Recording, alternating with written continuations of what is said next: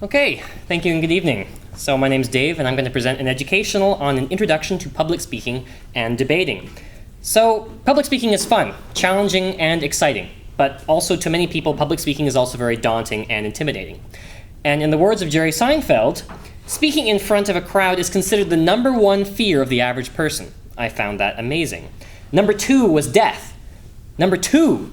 That means that for the average person, if you had to be at a funeral, you would rather be in the casket than doing the eulogy. That's what that means. I promise that will be the last morbid reference in this educational. My purpose here today is to light your path from the intimidation towards the thrill of public speaking in front of crowds and groups. According to the National Institute for Mental Health, 74% of adults suffer from speech anxiety. The first thing I'd like to say, either by coming out to the town hall tonight or by searching for this video, you've already done more than half of the work. You've indicated to yourself that you find that there's great inherent value in the skill of public speaking and are interested in learning more. And that is what we're all here to do, to learn more. So where does the fear of public speaking come from? It comes from 2 places, personality and from uncertainty. First of all, personality. This one can boil down to genetics and individual predisposition. Susan Cain, author of Quiet, The Power of Introverts, reveals how anywhere from 1/3 to 1/2 of all people are introverts. These people with quiet and introverted ways of being have just as much value as those of us that identify as extroverts. Introverts thrive in quieter, low-key environments, but that doesn't mean that they can't excel from behind the podium. But it does mean that their challenges to begin public speaking are unique and distinct from those who may feel more naturally at ease in social situations and with a crowd. She gives an example that many transformative leaders in history have been introverts. Eleanor Roosevelt, Rosa Parks, Gandhi all identified themselves as quiet, soft-spoken, and shy. However, they all took the spotlight even though every bone in their body was telling them not to. Susan Cain's advice for you? Practice, practice, practice. In a year of speaking publicly about introversion, every chance she could get, which she called her year of speaking dangerously, she found that it helped a great deal. And I recommend Susan Cain's book or the TED Talk on the subject for a great overview on this. The second one is uncertainty. Stephen Cohen, an instructor at the Harvard Extension School, states that uncertainty is the other component of the fear of public speaking, as there are many things that people are uncertain about. Quote, people might be uncertain about how their ideas will be perceived, how they'll be judged, or the impression that they'll make on the audience. One of the reasons a lot of people are nervous is that they feel that people are judging them. They're staring right at you. This overlaps very neatly with the definition of shyness as a fear of social judgment, unquote. Stephen Cohen's advice for you? Instead of worrying about that uncertainty, focus on the opportunity that you have to stand in front of the audience and speak about something that you care about. Visualizing yourself being successful, seeing the sequence of steps that will take you from the moment you enter the room to the moment that you get that applause at the end can actually help you be more successful. Stephen Cohen's presentation is available at the Harvard Extension School channel on YouTube. The next section I'm going to talk about is overcoming this fear of public speaking. Mark Twain said that there are only 2 types of speakers in the world, the nervous and the liars. You are not alone. Every single one of us is just muddling along as best that we can. So basically, fake it until you make it. Here are some general suggestions to help you overcome to be more comfortable. Number 1, prepare. After you've done all your research for the topic that you're going to speak about, you will always be able to fall back on that preparation.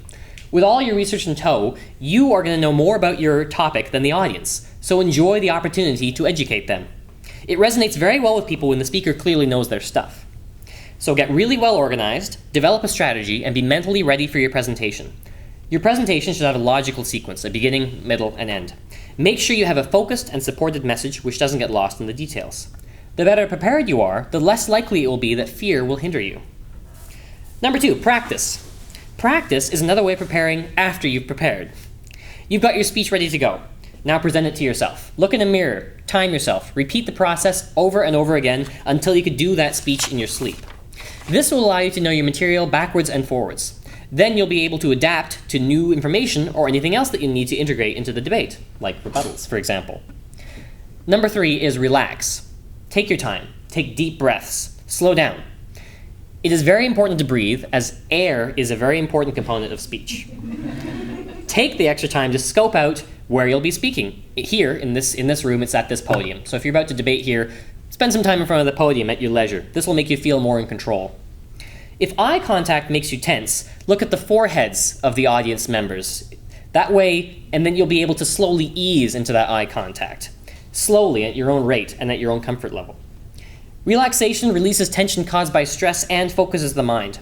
So take the initiative to find out what kinds of relaxation exercises work for you. So mastering these 3 strategies will create the formula which will allow you to come away from your presentation feeling positive and satisfied about your interaction. So the third section I'm going to talk about specifically about debating, and specifically about debating here. So number 1, this is all for the sake of fun and for learning. What happens here at the Toronto Debating Society is just a learning exercise. This is all for fun, and we have a supportive environment. So we're all here for recreation. You will not find a more supportive audience for public speaking. We are all interested in seeing everyone and everything new which can be brought to the table. Your individuality, your perspective, your personality and insight is all of tremendous value. Plus, we're not actually all that serious here. Our debates are not important. Even when we're debating heavy topics about religion or ethics, medicine, world politics, there's actually nothing at stake. I remember once we had a very intense debate about nuclear power and its environmental impact. At the end of the very intense debate, one of the members of the audience said, "Okay, what do we do now?" And we all just looked around and said, "Well, that's it.